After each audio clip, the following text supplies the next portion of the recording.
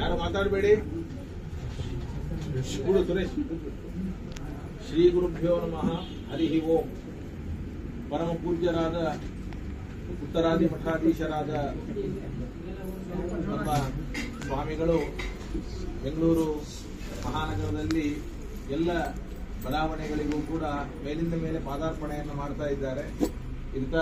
ಆದರೆ ಈ white field ಭಾಗಕ್ಕೆ ಪ್ರಪ್ರಥಮವಾದಿಯಾಗಿ ಈಗ ಇವತ್ತು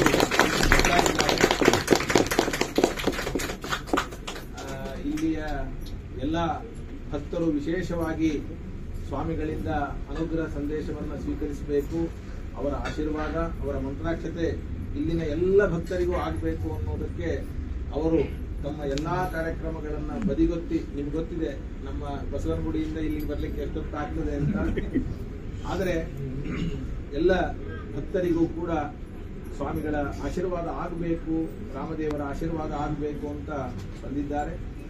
ನಾವೆಲ್ಲರೂ ಕೂಡ ಭಕ್ತಿಯಿಂದ, ಶ್ರದ್ಧೆಯಿಂದ ಸ್ವಾಮಿಗಳನ್ನ ನಾವೆಲ್ಲರೂ ಕೂಡ ಒಟ್ಟಿಗೆ ಸೇರಿ ಅನಂತ ಸಾಷ್ಟಾಂಗ ಪೂರ್ವಕ ಪ್ರಣಾಮ ಪೂರ್ವಕವಾಗಿ ಸ್ವಾಗತವನ್ನ ಅವರಿಗೆ ಸಮರ್ಪಣೆಯನ್ನು ಮಾಡ್ತಾ ಇದ್ದೇನೆ. ನಮ್ಮ ರಾಘವೇಂದ್ರ ಮತ್ತೆ ಪದ್ಮನಾಭ ಅವರು ಎಲ್ಲರೂ ಕೂಡ ಸೇರಿ ಈ ಕಾರ್ಯಕ್ರಮದ ವ್ಯವಸ್ಥೆಯನ್ನ ಮಾಡಿದ್ದಾರೆ. ಅವರಿಗೂ ಕೂಡ ಈ ಸಂದರ್ಭದಲ್ಲಿ ವಿಶೇಷವಾದ ಅಭಿನಂದನೆಯನ್ನು ಸಲ್ಲಿಸ್ತೇನೆ. ಸ್ವಾಮಿಗಳು ಅನುಗ್ರಹ ಸಂದೇಶವನ್ನು ನೀಡುತ್ತಾರೆ. ಅದಾದ ಮೇಲೆ ತೊಟ್ಟಿಲು ಪೂಜೆ ಆಗ್ತದೆ. ತೊಟ್ಟಿಲು ಪೂಜೆ ಆದ ಮೇಲೆ ಸ್ವಾಮಿಗಳು ಎಲ್ಲರಿಗೂ ಕೂಡ ಫಲಮಂತ್ರಾಕ್ಷತೆಯನ್ನ ಕೊಡ್ತಾರೆ. ಅದಾದ ಮೇಲೆ ಪ್ರಸಾದವನ್ನು ಸ್ವೀಕರಿಸಬೇಕು. ಇಷ್ಟು ಕಾರ್ಯಕ್ರಮ. ಸ್ವಾಮಿಗಳು ಈಗ ಅನುಗ್ರಹ ಸಂದೇಶವನ್ನು ನೀಡುತ್ತಾರೆ. ಮೈಕ್ ಇಲ್ಲ, ಯಾರು ನಿಶಬ್ದವಾಗಿರಬೇಕು, ಮಾತನಾಡಬೇಕು.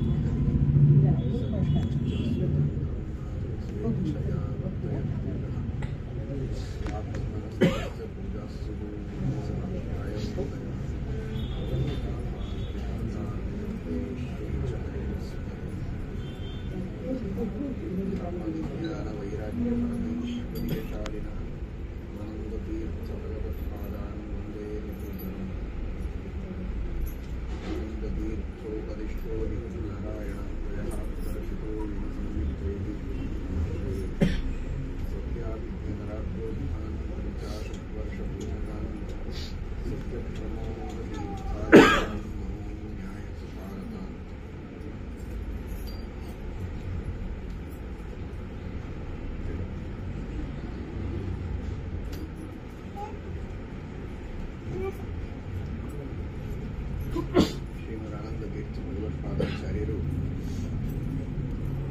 ಎಲ್ಲ ಭಕ್ತರಿಗೆ, ಎಲ್ಲ ಸಜ್ಜನರಿಗೆ ಸಂದೇಶವನ್ನು ನೀಡಿದ್ದಾರೆ.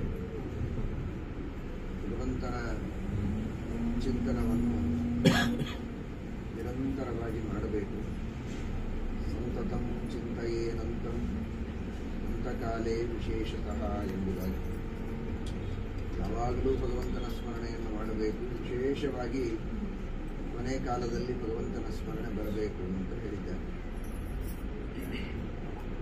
ಕೊನೆ ಕಾಲದಲ್ಲಿ ಭಗವಂತನ ಸ್ಮರಣೆ ಬರಬೇಕು ಅಂದರೆ ಬಹಳ ಸುಲಭ ಅಂದುಕೊಳ್ಳುವ ಹಾಗಿಲ್ಲ. ಅನೇಕ ಗೀತಾ ಭಾಷ್ಯದಲ್ಲಿ ಶ್ರೀಮದಾಚಾರ್ಯರು ತಿಳಿಸ್ತಾರೆ, ಕೊನೆಯ ಕಾಲದಲ್ಲಿ ಸ್ಮರಣೆ ಬರಬೇಕು ಅಂದರೆ ಈ ಜೀವನ ಸ್ಮರಣೆ ಮಾಡ್ತಾ ಇದ್ರೆ ಆ ರೂಢಿ, ಆ ಒಂದು ಸಾಮರ್ಥ್ಯದಿಂದ, ಭಗವಂತನ ಅನುಗ್ರಹದಿಂದ ಕೊನೆ ಕಾಲದಲ್ಲಿ ಸ್ಮರಣೆ ಬರುವುದಕ್ಕೆ ಸಾಧ್ಯ. ಮೊದಲೆಲ್ಲ ಬೇರೆ ಬೇರೆ ಹರಟೆ ಹೊಡೆದು ಕೊನೆಗೆ ಮಾತ್ರ ದೇವರ ಸ್ಮರಣೆ ಬರಲಿ ಅಂದರೆ ಬರುವುದಿಲ್ಲ. ಆದ್ದರಿಂದ ಯಾವಾಗಲೂ ಭಗವಂತನ ಸ್ಮರಣೆಯನ್ನು ಮಾಡುತ್ತಾ ಇರಬೇಕು. ಹೇಗೆ ಮಾಡಬೇಕು, ಪರಮಾತ್ಮನ ಗುಣಗಳನ್ನು ಹೇಗೆ ಚಿಂತನೆ ಮಾಡಬೇಕು ಅನ್ನುವುದನ್ನು ಶ್ರೀಮದಾಚಾರ್ಯರು ತಿಳಿಸಿಕೊಡ್ತಾರೆ. ನಿಜಪೂರ್ಣ ಸುಧಾಮಿತ ಬೋಧತನು ಪರಶಕ್ತಿ ಅನಂತ ಗುಣ ಪರಮಃ. ಭಗವಂತನನ್ನು ಹೇಗೆ ಚಿಂತನೆ ಮಾಡಬೇಕು ಅಂದರೆ ಈ ರೀತಿ ದೇವರ ಸುಂದರವಾದಂತಹ ಮೂರ್ತಿ, ವೆಂಕಟೇಶ ದೇವರು, ರಾಮದೇವರು, ಶ್ರೀಕೃಷ್ಣ ಪರಮಾತ್ಮ, ನರಸಿಂಹದೇವರು, ಹೀಗೆ ನಾವು